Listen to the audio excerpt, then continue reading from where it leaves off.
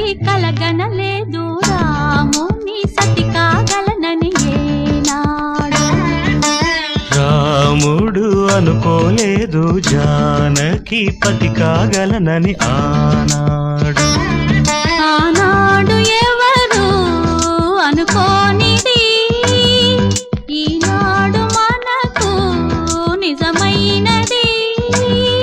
ఆ రామాయణం మన జీవన పారాయణం. రాముడు అనుకోలేదు జానకి పతి కాగలనని ఆనాడు.